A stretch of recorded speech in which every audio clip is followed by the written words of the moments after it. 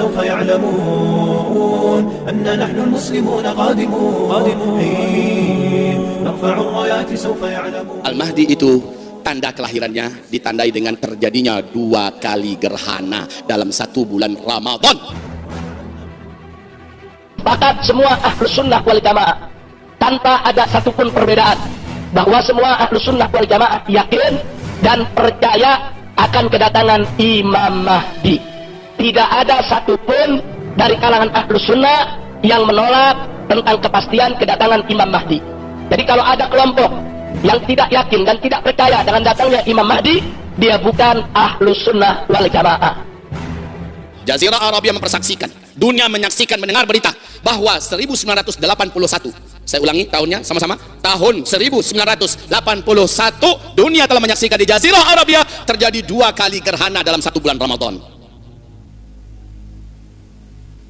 Anehnya 1982 terjadi lagi 2 kali gerhana dalam 1 bulan Ramadan.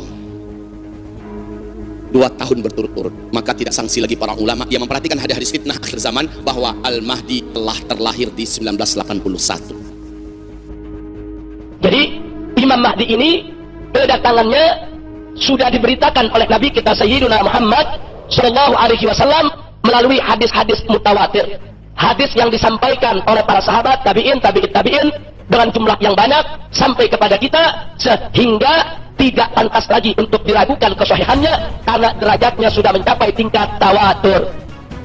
Nah, kemudian yang kedua, masih soal Imam Mahdi. Yang menjadi keyakinan Ahlus Sunnah adalah sepakat bahwa Imam Mahdi merupakan dzurriyyah Nabi kita Sayyiduna Muhammad Sallallahu Alaihi Wasallam. Jika dia dibaiat di depan Ka'bah di usia 40 tahun, di hadis yang lain mendekati 40 tahun, sekarang tahun berapa? 2018. Maka maknanya secara hitungan tahun Masehi, usia lelaki keturunan kandung Rasulullah ini akan memimpin kita kelak secara hitungan Masehi sudah 37 tahun. Betul? Secara Hijriyah beda. Hitungan tahun Masehi dengan tahun Hijriyah, harinya berlebih hari tahun Masehi, 10 hari tiap tahun. Maka 37 tahun secara Masehi artinya dikalikan 10 hari, maknanya 370 hari. Maknanya sudah lebih lagi dari 1 tahun. Secara Hijriyah, usia Sang Al-Mahdi sekarang sudah 38 tahun lebih. Padahal Rasulullah bersabda, dia dibaiat di usia 40 tahun. Di hadis yang lain mendekati 40 tahun. Kalau begitu, wajar seandainya di mana-mana kita jadikan di mana-mana gempa.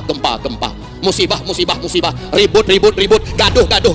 Dan kerajaan Arab Saudi juga Masya Allah. Dan Rasul bersabda, saat Al-Mahdi nanti dibaiat, suasana Arab Saudi ketika itu diselimuti salju. Mana pernah Arab Saudi zaman Nabi ada salju? Bahkan 50 tahun yang lalu belum ada salju di Arab Saudi, bahkan seluruh Arab nggak ada. Baru adanya 2009 salju turun di Arab, betul?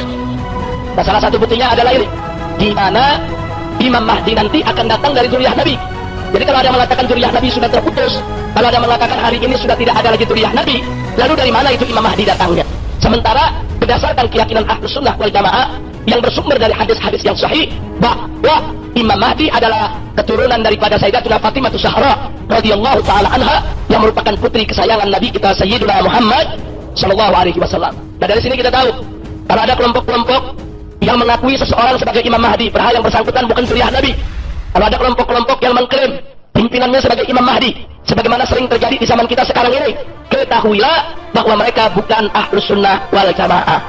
Jadi Imam Mahdi tidak akan datang dari keturunan yang lain kecuali dari keturunan Nabi kita Sayyiduna Muhammad Sallallahu Alaihi Wasallam. 2009 salju turun semata kaki. Padahal Nabi pernah bawa jalan-jalan Mu'adz bin Jabal. Mu'adz, antara ubun-ubunmu dengan kiamat sudah sangat dekat sekali, di dalam lembah ini sudah dibungkus salju, kata Nabi. 2009 salju pertama kali jatuh ke Tabuk semata kaki. 2010 sudah mendekati sebetis. 2011 sudah melewati betis, sehingga Imam Masjidil Haram berkhutbah dalam hari Jumatnya, Syekh Su'ud Syuraim mengatakan, "Hai umat Nabi Muhammad, apakah kalian melihat ada tanda yang lebih terang benderang dari apa yang kalian saksikan sekarang? Tabuk sudah berbungkus salju." Pada Rasulullah bersabda, antaramu dengan kiamat sudah sangat dekat apabila daerah ini sudah bersalju. Dan Rasulullah bersabda, Al-Mahdi nanti muncul dalam keadaan Arab berbungkus salju. Jika dia sudah kamu dengar keluar, kamu wajib mendatanginya, berbaiat kepadanya, bersumpah setia ikut berjuang bersamanya, walaupun kamu harus merangkak di atas salju. Nah, kemudian selanjutnya ciri Ahlus Sunnah seputar Imam Mahdi yang keempat, yang merupakan ciri Ahlus Sunnah wal Jamaah yang ke-56, bahwa Imam Mahdi pasti akan memimpin dunia. Karena begitulah hadis yang datang dari Nabi. Imam Mahdi itu akan memimpin dunia, akan menegakkan khilafah. Ini suatu kepastian, merupakan dalailun nubuwah. Ini merupakan bagian daripada bukti kenabian Nabi kita Sayyidina Muhammad SAW yang akan terbukti di kemudian hari. Manakala Imam Mahdi itu datang, dia akan melakukan tugasnya sebagaimana yang sudah ditetapkan oleh Allah Subhanahu wa taala, dan dia pasti akan memimpin dunia. Karena dalam satu hadis tegas Nabi mengatakan, akan datang dari keturunanku yang akan memimpin dunia dan memenuhi dunia dengan keadilan. Dia akan memimpin dunia Islam. Jadi semua umat Islam akan disatukan. Pada saat Imam Mahdi ini muncul, saudara, umat Islam dari berbagai macam kalangan semua akan bersatu, berjuang di bawah pancinya, insya Allah. Al-Mahdi sebelum Dajjal keluar, Al-Mahdi diizinkan oleh Allah menaklukkan seluruh permukaan bumi ini. Yang paling pertama ditaklukkan oleh Imam Mahdi nanti adalah Mekah dan Madinah. Penguasa Mekah, Madinah marah dan murka, lalu mengumpulkan semua kekuatan sekutu-sekutunya se-Jazirah Arabia dari Bani Kalab. Kemudian mereka menghimpun kekuatan terbesar untuk menyerang Al-Mahdi, berniat membunuh Al-Mahdi dan orang-orang beriman yang bersama Al-Mahdi. Lalu kata Rasulullah, Allah menangkan kalian.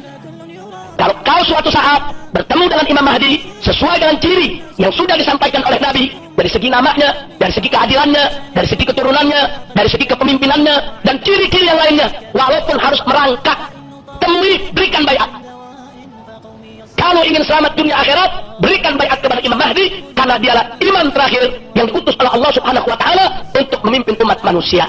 Jadi mereka yang tidak mau memberikan bayatnya, yang tidak mau memberikan sumpah setianya, yang tidak mau ikut kepada Imam Mahdi, berarti mereka tidak ikut kepada ajaran Nabi kita Sayyidina Muhammad sallallahu alaihi wasallam. Paling pertama ditaklukkan oleh Al-Mahdi setelah Mekah Madinah adalah Jazirah Arabia. Dengan cepat Jazirah Arabia kembali ke dalam pangkuan Ustaz, kalau begitu Jazirah Arabia sekarang ini nggak Islam kah? Islam, tapi hanya sekedar nama.